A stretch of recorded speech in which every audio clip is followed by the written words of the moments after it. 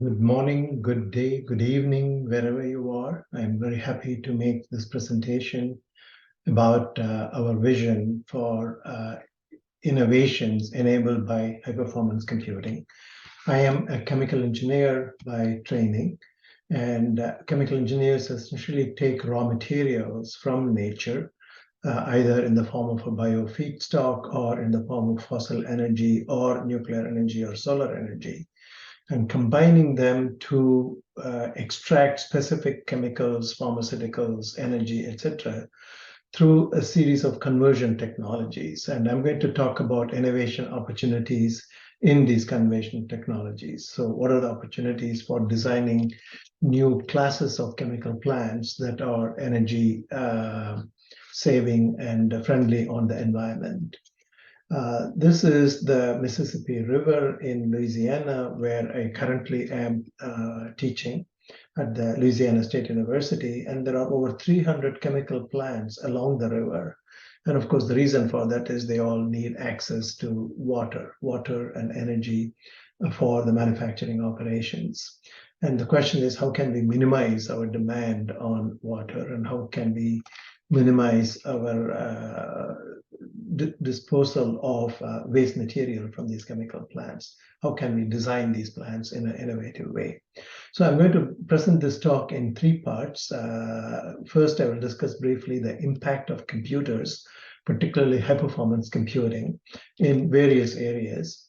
And then I will present, this is the crux of our work, on very advanced, sophisticated computational modeling that enables us to design new process equipment in silico on the computer before we actually build them and test them for their performance. So these are highly complicated partial differential equations that can be solved only on a high-performance computing environment. And then I will give you a few examples. There are numerous, over 30 examples that we have worked on, but I will, in the interest of time, focus on a couple of them, depending on the available time. Now, this slide essentially is a historical slide of over the last 2,000 years. How does the GDP of various countries have evolved? So if you look at 2,000 years ago, India and China basically dominated with over 60% of the world's GDP. All the other countries put together were a very tiny fraction. And that remained the case for over 1,700 years until colonization took place in both these countries. And then they were, of course, systematically exploited. And as a result, their GDP shrank and that of the Western countries increased significantly. But this occurred by forceful means, use of force in the colonization, whereas the peaceful natural state was indicated by the first 1,700 years, where the creativity and imagination of these two civilizations resulted in being the highest productivity and innovation. And things are changing over the last 40 years. China has indeed recovered significantly in terms of its share of the GDP. India is catching up, but at a much, much slower rate.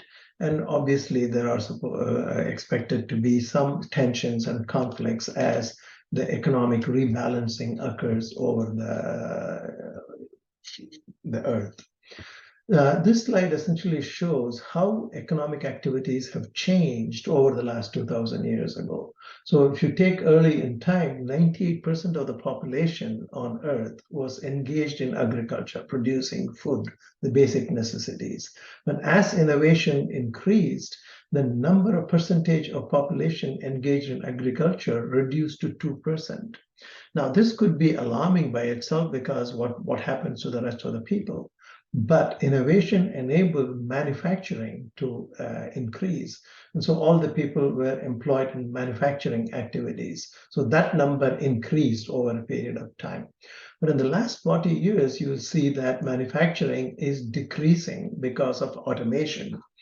And there's some other industry that has evolved that is absorbing all the people in terms of computers and artificial intelligence, etc. So these are the facts that we need to understand how to deploy innovation in a productive way with the least amount of change in the society or the disturbance in the society. Now, there is a book by Ray Kurzweil called Singularity is Near.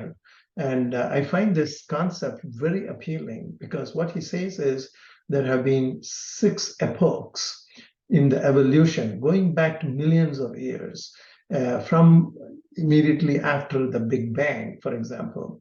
So the physics and chemistry were the initial activities in nature spontaneously occurring that stored information in the form of atomic structures.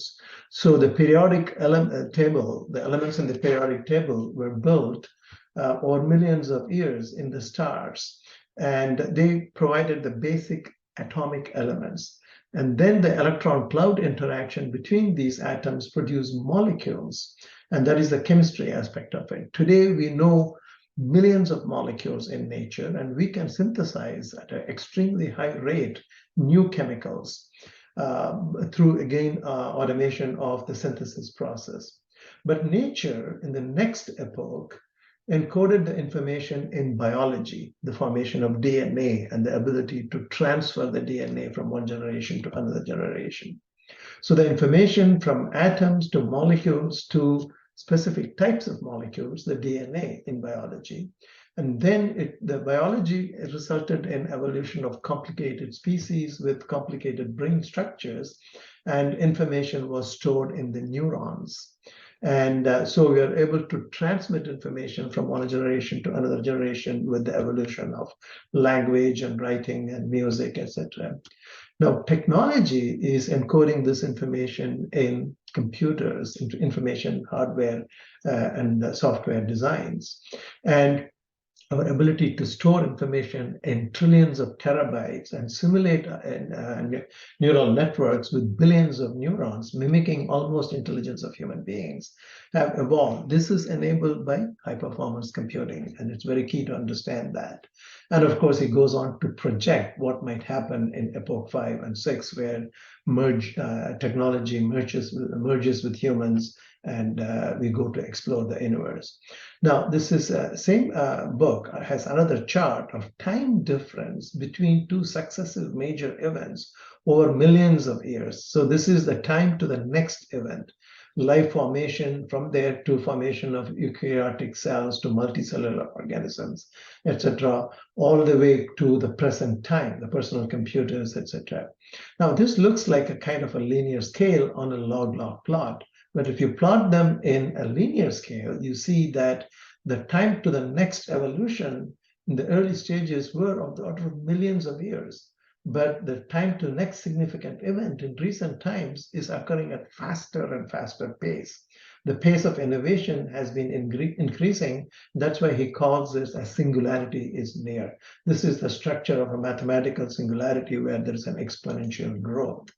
And zooming in on the last 100 years or so, he has specific predictions on what would happen in the next few 100 years. And for example, he proposes that by 2015, we will have computers powerful enough to surpass the brain power of a mouse. Then in 2023, very soon, within a few months, we will have computers surpassing the brain power of a single human being. And recent developments in OpenAI indicate that this is in fact very close to being happening. But its most perhaps prosperous projection is by 2045, it will surpass the brain power equivalent of that of all human brains combined. That's in another 25 years or so, it's likely to happen. But the power of computers is growing exponentially, and that is a fact that we need to take into account. Now, this graph essentially shows the increase in productivity over a period of time. And what you see here is we have 2 limitations as human beings have evolved by natural processes. One is our muscle power, how fast we can run, how much we can lift, etc. Here is a human being powering a mill for producing cotton. Now, with the Industrial Revolution, we learned to overcome the muscle power by inventing machines that can carry us and fly us over long distances at rapid rates, etc. The next limitation is the brain power. right? Again, that is limited by the human being. The human brain is an amazing function in terms of its energy consumption and the tasks that it can do. But machine learning is competing in terms of the number of neurons that we have. And once this revolution, machine learning revolution takes place, the productivity is expected to just grow exponentially, once again in sync with the singularity concept. Now, this illustrates the idea of how computers play the roles of learning and predicting and innovating. So imagine that y equal to mx is a placeholder for a model. I will talk in greater detail about the model for innovation in process industries. So it's essentially a mathematical model, meaning a relationship between a number of symbols, y, m, and x. And in the learning problem, what you have is we have millions of pictures that represents Y and millions of words that represents X. And we want to map that this picture is called a flower, this picture is called a cloud, this is a face. We can have a more specific attributes, etc. So we know Y and X, and the question we ask is, how can we learn about the relationship between them? That is, how can we learn M? This is where the neural network comes. M is stored in the neurons in our brain or in a computer brain. And once we have constructed this learning, then we can say, as we do with a child, for example, you can show the child a picture of this and say, what is it a picture of, right? Now you know why, but we have learned M in the first stage, the training or the learning stage. So now we are asking what is X? The child will answer it as a flower or a car or a cloud, etc. So that's a recognition or the prediction problem. So the first problem is the learning or training problem, then the recognition or the prediction problem. The third problem is design or creativity. Here we invert the question. So we can give the child a set of crayons and say, can you draw a picture of a bird? It has learned what a bird is in the first step. So that is stored in M, and you give it X, and can it produce a picture of a bird? And this is a picture that is produced by one of the Google computers, right? And of course, this was done 10 years ago. And now in the last year, there are newer, much more powerful image drawing tools available released by OpenAI.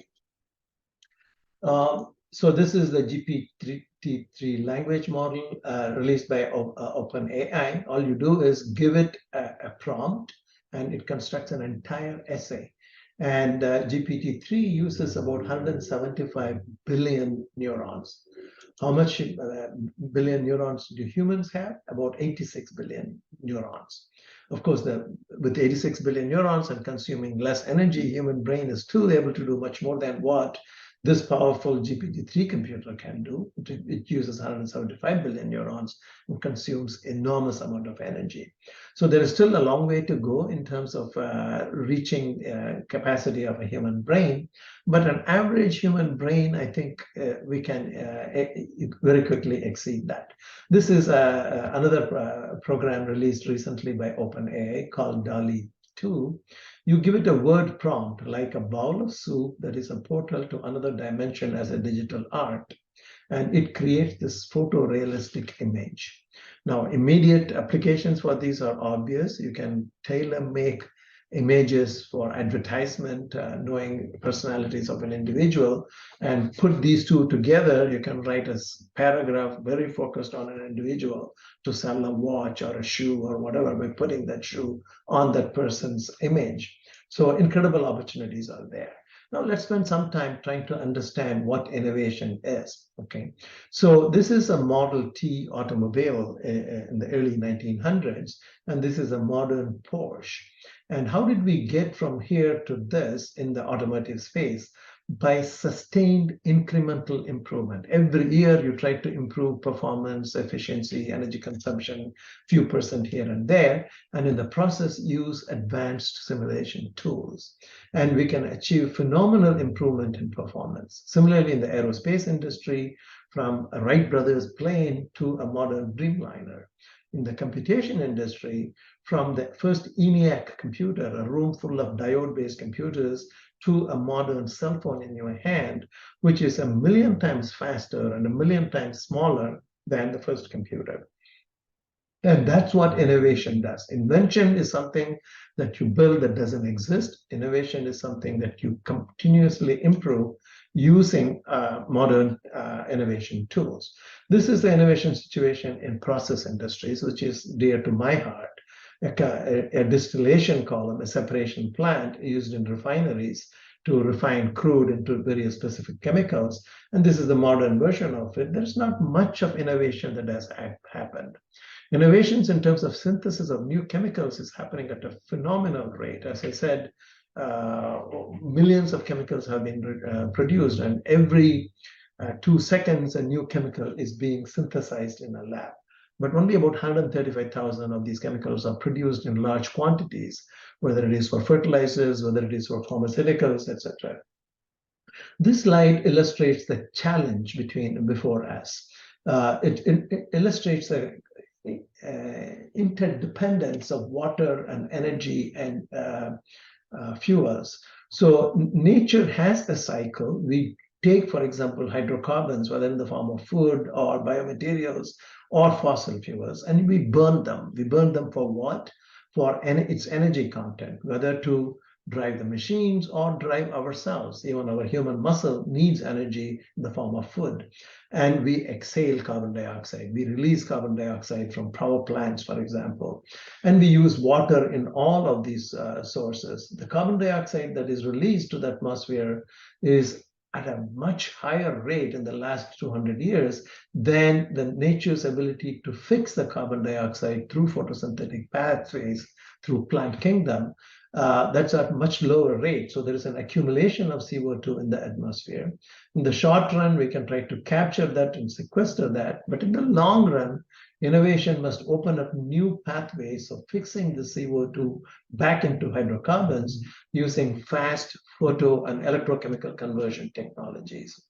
And that's where the opportunity exists. So these are the various types of chemicals that we use. These are typically multi-phase equipment called bubble columns, fluidized beds, agitated beds, etc. And we try to mix these different phases, whether it is solid or liquid or gas, and achieve uniform distribution and dispersion so that we can achieve a certain chemical conversion in these equipment. So this is called a distributive mixing, and this is called a dispersive mixing. Dispersion means you take a clump and disperse it as uniformly as possible. Distribute means take a set of clumps and distribute them over the entire equipment. And there are many specific technologies that we must understand. What is macro mixing, which is dispersion related, distribution related problems, and what is micro mixing, which is related to the dispersive mixing type of problems. And this requires us to understand the physics and chemistry of it over a range of scales. This is way beyond what I can present in a short talk like this. But we need to understand the mixing mechanisms and design innovative equipment that controls those mixing mechanisms. Again, the same idea illustrated in going from a lab scale synthesis of a chemical to its production on a large scale in large amount. And so there are a number of parameters that we need to estimate using advanced computational models and advanced experiments as well. And this is the crux of the high-performance computing for innovation in chemical process industries. So what we do as chemical engineers is bring two molecules together, close together by a mixing process so that they can react and produce a new chemical that has a greater value to the society. Or we need to, from a mixture that is found in nature, pull apart two molecules to purify them. So mixing and separation and reaction are the fundamental mechanisms that occur at the molecular scale. So we need to model these processes of interaction of molecules. So the two tools that are commonly used are molecular dynamics and density functional theory. High performance computing is needed at that scale, on a very small molecular scale. And if you do that, you can predict a lot of these material properties, the transport properties, thermodynamic properties, etc. The next scale is to say, I don't worry about individual molecular identity. I'm looking crude as a liquid or natural gas as a gas. That's called the continuum framework. And in the continuum framework, we need to input these parameters, the viscosity, density, microkinetic parameters, but we can predict the interaction between the macro phases, a solid phase interacting in a liquid phase, a catalyst in a reactor, for example. So we predict drag and lift forces and interaction, heat transfer and mass transfer, etc. The next scale is called the interpenetrating continua scale, where you have literally trillions of these particles in a large reactor, which is 10 meters in diameter, for example. And that is where we can drive the innovation cycle on the mesoscale modeling, because these models are extremely time consuming on the mesoscale, but they are good when you're using only 20,000 molecules to predict the molecular properties, or 20,000 particles to predict the average drag and lift forces. But when you have trillions of particles, drive the innovation cycle, and I will give you some examples of these. And of course, then the next scale is the equipment scale itself, where you try to test and come up with innovative designs and validate them. So our focus is going to be on the mesoscale modeling for innovation. And we will use data-driven models because these are very recent, powerful tools that are emerging, whereas the tools that I indicated along this line are 200, 300 years old, whereas the data-driven models are more 20 to 30 years old. And we will see examples of a loop reactor and maybe a fractal distributor as examples of innovation. And keep in mind that all models are approximation to the nature's reality. And so the famous quotation by George Box is, all models are wrong, but some models are useful. So this is a set of complex partial differential equations in the continuum mechanics framework, where you have solid particles indicated by these circles interacting with a liquid or a gas, each governed by a set of conservation laws of momentum. And to develop a code for this, we had a PhD thesis that developed a solver in a high-performance computing environment. And we were able to do simulations with 20,000 particles, for example. Here, just two particles illustrating how they settle when they are one below the other and one side by side. The one below the other settles much faster than the one side by side. And we have a number of such simulations to illustrate and validate. This is with about 21,000 particles. The blue particles are the lighter particles, and the red particles are the heavier particles. So the heavier particles settle down and the lighter particles go up. This is used in gravity separation, for example, in a number of industries, in oil sand separation, in sludge water, sewage treatment, etc. And this is for a fluid system, another PhD thesis, where we have liquid droplets in another liquid, but they are immiscible, water and oil as an example. Now the problem is complicated because the interface between them can deform. So we need to capture the deformation conditions through rigorous mathematical framework. And again, this is done in high-performance computing environment to look at how liquids interact with each other. The third class of models is called the discrete element models, where we have millions of particles. As I said, in a real equipment, you will have trillions of particles. And how do they interact with a liquid? So we developed something called discrete element modeling coupled with computational fluid mechanics. I'm not going to have time to go through each one of these. I'm just giving you an overview of how detailed these models are. This is capturing the particle-particle collision in a large environment. And you can simulate things like this. You have particles. I think the previous one is supposed to be an animation. So you can see the particles in a rotating drum. It's commonly used in mineral processing industries for drying, for mixing solids, etc. In pellet coating, a number of applications are there. And the last framework is, the fourth framework is the so-called interpenetrating continua, where we don't track individual particles or droplets, but we track them on the average. And the equations that give rise to them are, again, highly complicated partial differential equations, but they need additional parameterized input for capturing the interaction between the particles. And I'm going to give you a few examples of how we use these models. This was an example that was brought to us by an industry producing polyolefins, ethylene and propylene, etc. So this is an example of a loop reactor. And what happens is you put a monomer here and put a catalyst, and the polymer grows in size.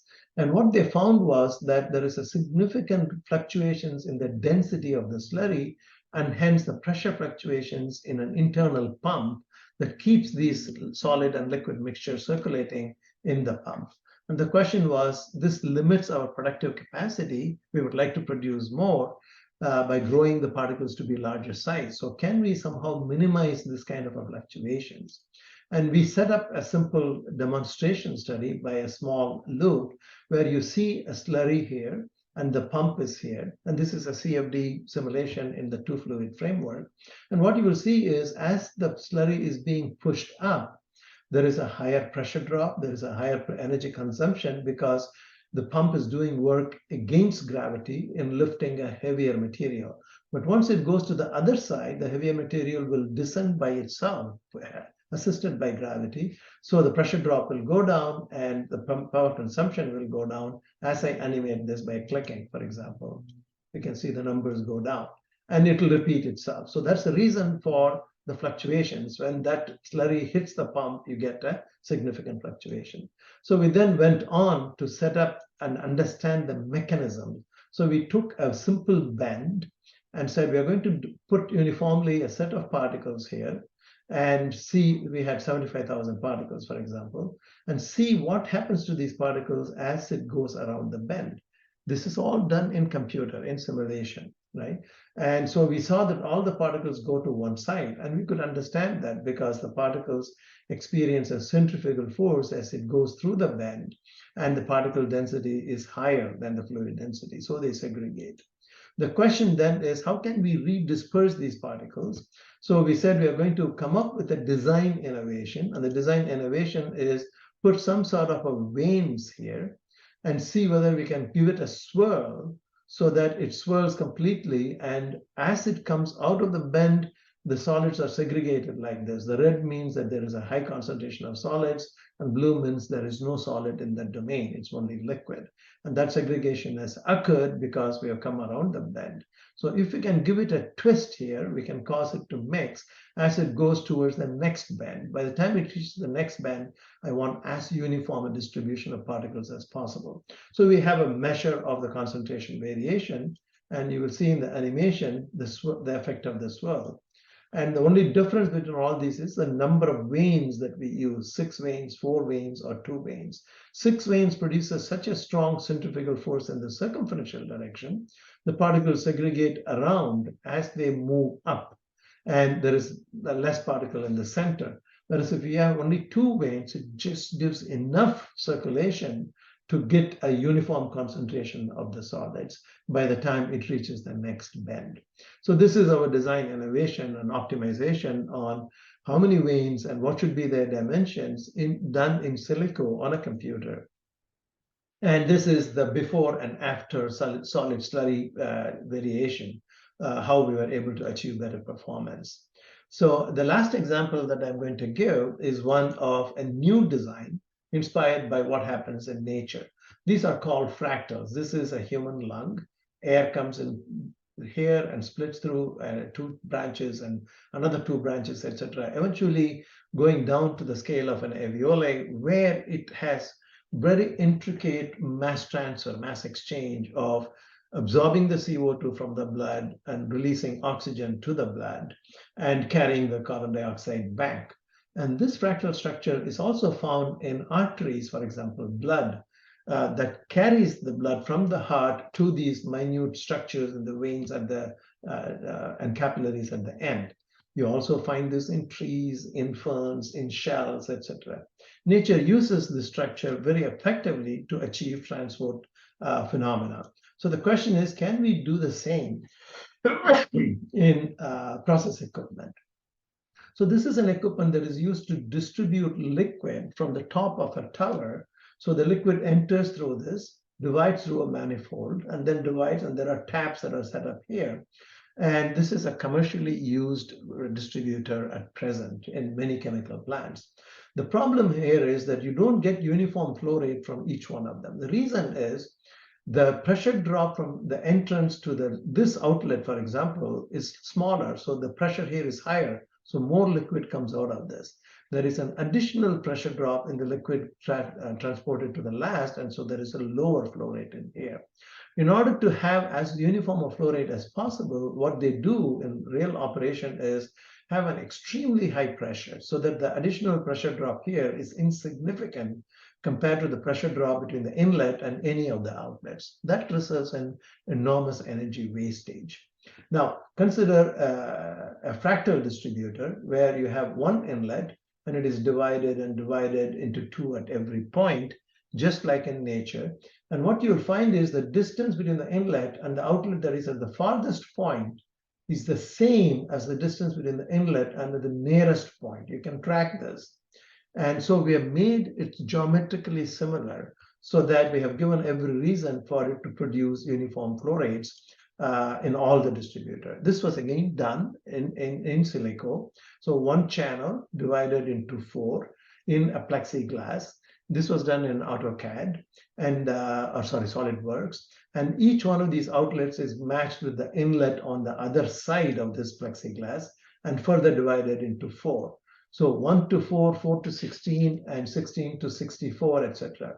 And then you have an equipment where you can pack it with any material you want for color absorption, any chemical absorption, chromatographic separation, etc. This was designed on a computer, and a simulation was done to see how well the good distributor you get. So here is a liquid that comes, and it will divide and divide by itself.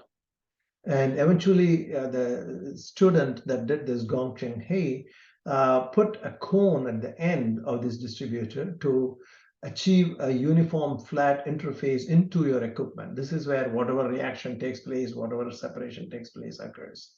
And he was very happy that you could produce a very uniform flow rate. But then he went in to further look at what the flow rate Reynolds number is. That is, he demonstrated that the flow actually becomes laminar because of this division process. And laminar flows are much better to achieve uniformity in the flow rate and the compositions. He did some experiments and he measured the residence time distribution with just 2 plates, 16 outlets, and 4 plates with 256 outlets. And he showed that there is a narrowing of residence time distribution, which essentially means that every molecule that enters stays around the same time in the equipment, that is, has the same experience in terms of its lifetime. So ideally, we would like to have it as a peak, single peak. But here there is a narrowing of a distribution. The distribution still gets slightly broadened because of other factors in the design, not because of the fractal distributor. And he found that there is still some variation, about 7% variation in the flow rate. And he analyzed the reason for that as a slight asymmetry in the vortices that form in each bend. So being a very smart graduate student, he posed the question as, what happens if I change the aspect ratio so that I minimize the formation of these vortices? Can I achieve even greater homogeneity than 7% variation? So he looked at two designs. One design which has a broad channel width, so there is a large recirculation and a large asymmetry in the next branch, and a narrow one where the size of the vortex is contained and the distribution or the split is more even. And he demonstrated that there is a large region of the design space where you can achieve very low coefficient of variation, less than 5%, and you should avoid design in this space. He did hundreds of simulations on the computer before he could optimize this. So these are the kind of examples that we can do in silico. These are other designs that he has come up with for other types of cross-sectional geometries that we actually used in other bubble column kind of an equipment.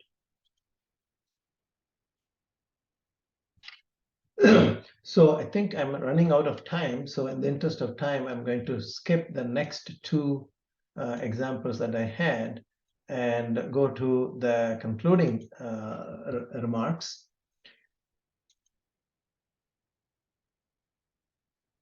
Let me just switch.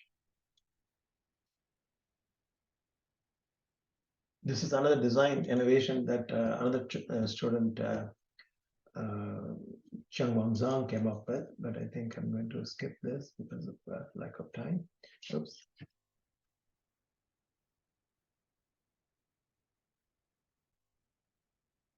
Let me redo this again anyway.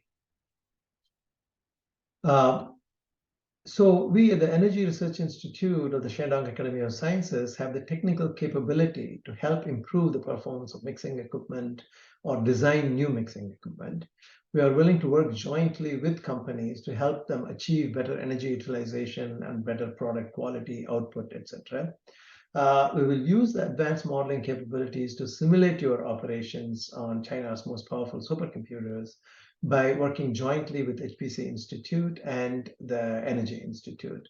And we will train the next generation of students that can work for you with these advanced technologies to improve your design and operation on a sustained basis. That's the key, as I said earlier, to achieve innovation.